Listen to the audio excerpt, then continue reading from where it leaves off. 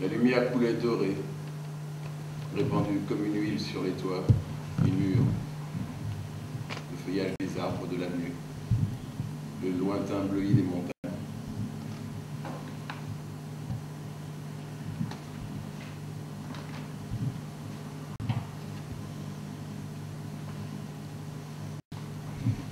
Il avait demandé à sa femme si elle voulait bien ce soir dîner dehors.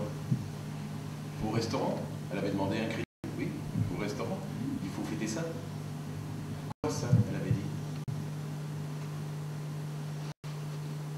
Il avait posé ses lèvres sur les siennes.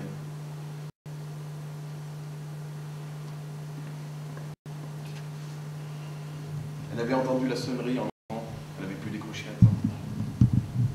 C'était le fils. Elle avait donné les nouvelles du père qui était resté là-bas, à l'hôpital. Elle avait allumé la télévision pour la regarder en mangeant. Elle n'avait pas très faim.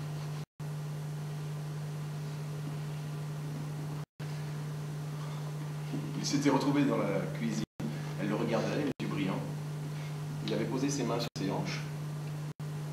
Il regardait en silence par la fenêtre ouverte le ciel en train de foncer à un bleu de plus en plus fort et qui donnait envie de crier.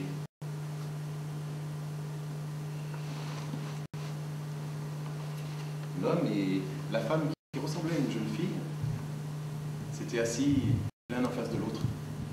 Ils étaient les seuls passagers. Ils venaient de s'embrasser pour la première fois. Ils se regardaient les yeux dans les yeux, les mains de l'un étreignant les mains de l'autre, immobiles,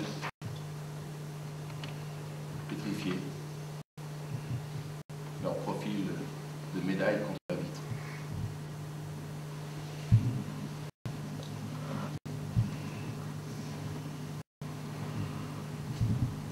L'enfant qui devenait jeune était entré dans sa chambre. Il s'était assis sur le bord du lit, les coudes sur les cuisses et la tête entre ses mains. Il avait levé les yeux, devant lui, il y avait accroché au mur une photographie qu'il montrait sur une plage avec sa mère, souriant, les pieds dans l'eau. Il avait dit en riant, « Human after all ».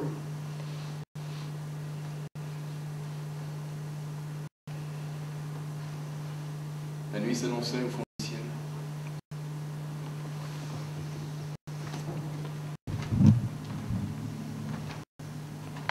Un souffle se levait, doux et faible,